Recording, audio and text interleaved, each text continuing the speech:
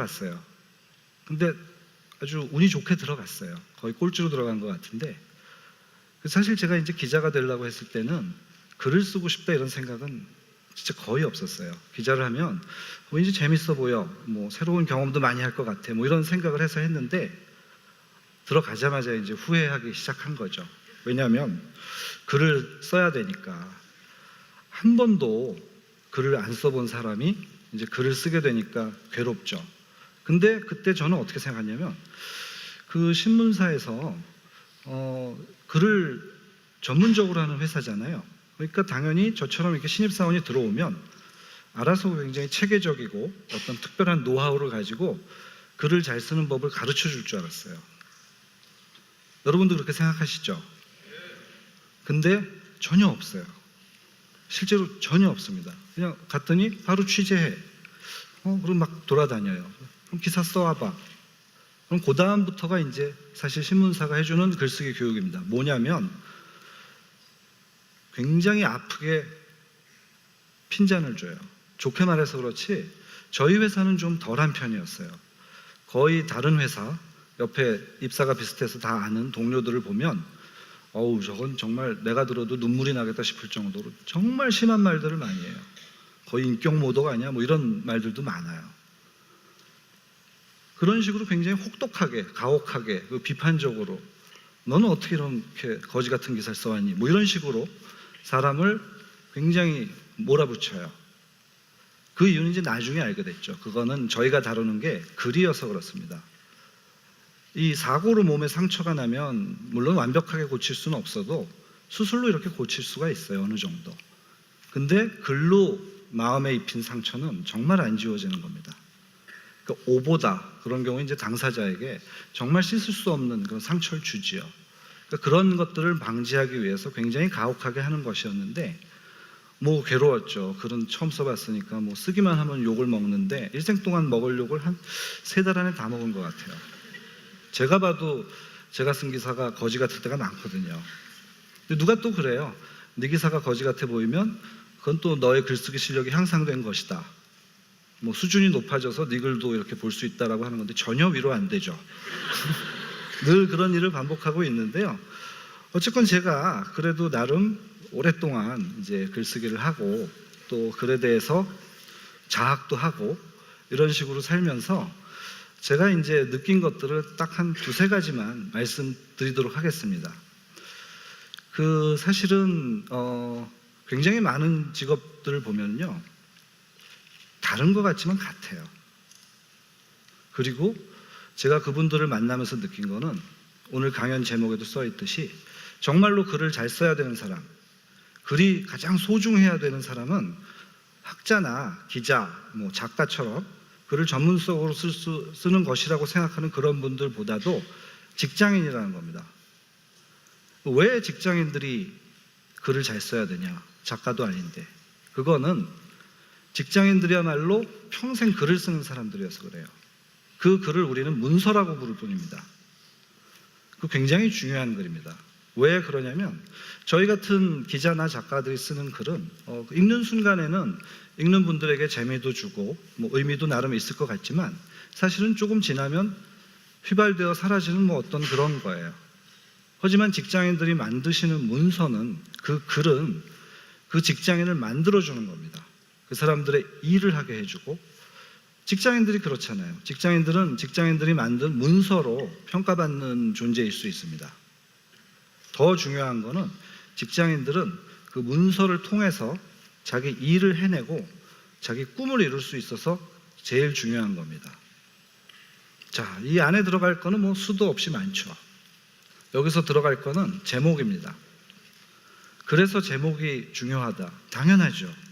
신문사에는 저 같은 취재 기자들이 있고요.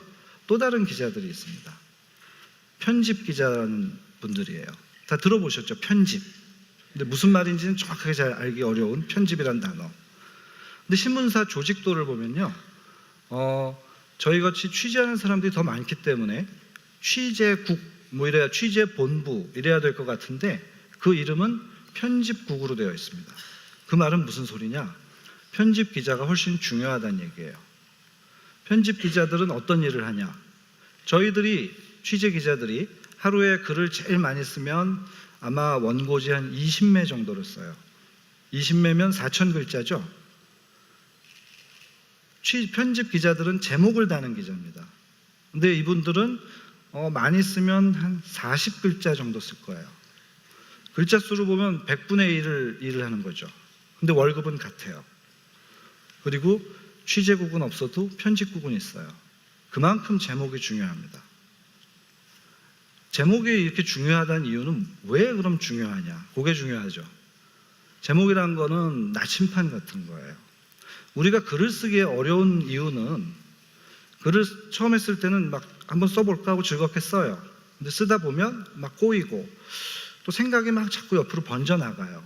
그래서 또 그래 그러고 쓰다 보면 글은 자꾸 옆길로 새기 쉽죠.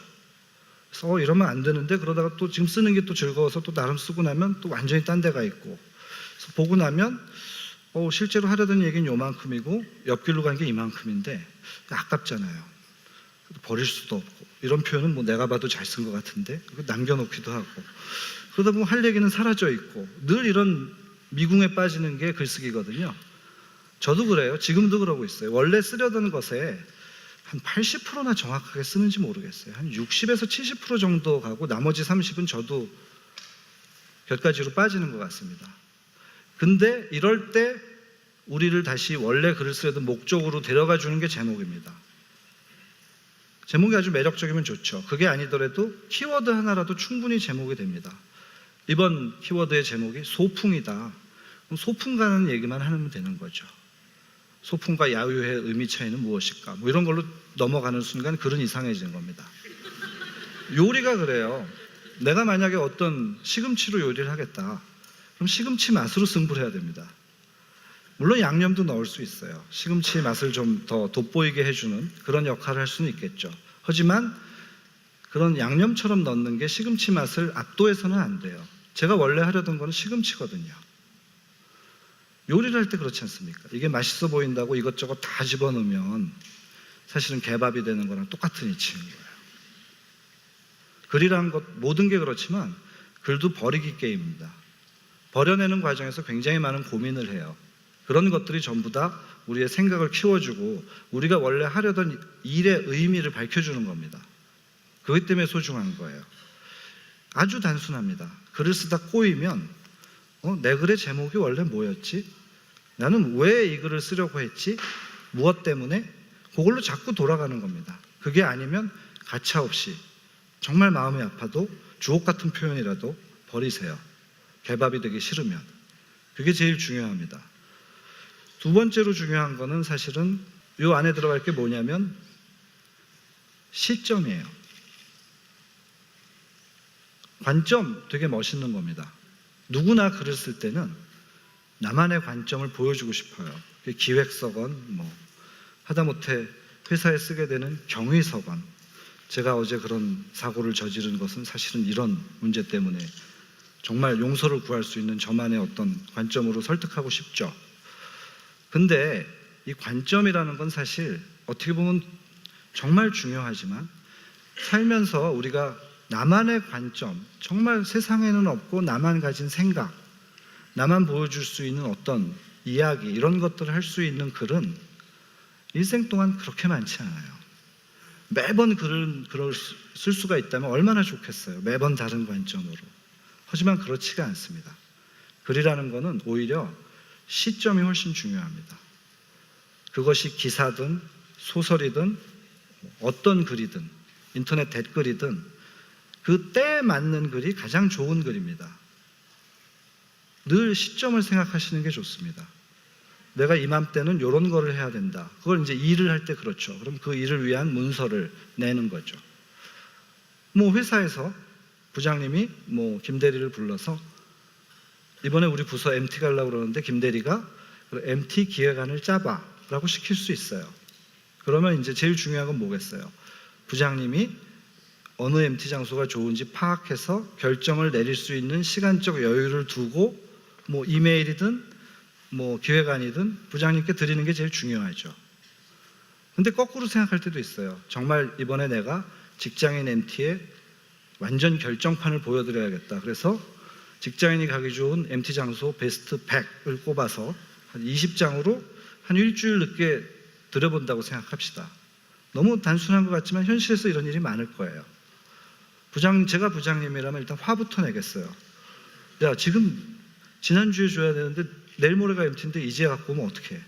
두 번째로 100개를 언제 보니?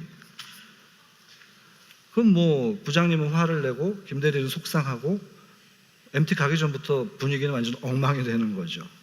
시점이라는 거는 굉장히 중요합니다. 우리가 이제 베스트셀러라는 걸 보면 굉장히 뭐 어마어마하게 중요한 내용을 다룬 책들일 것 같지만 사실 안 그렇다는 걸 아시잖아요. 그 책의 완성도도 중요하지만 그 사람들이 어떤 시점에서 궁금해하는 것들을 이렇게 가려운 데를 긁어주듯 딱 때를 맞춰 나와주는 책들이 베스트셀러가 됩니다. 이 말은 굉장히 시점이라는 거죠. 자, 그래서 이제 마지막으로 소개시켜드릴 문장은 이 문장입니다. 소설이건 인터넷 댓글이건 회사에 제가 내는 기안서건 다 똑같은 글입니다. 그 글은 내가 하고 싶은 이야기를 그대로 반영해서 남들에게 전달해주면 되는 겁니다. 그 이상도 이하도 없습니다.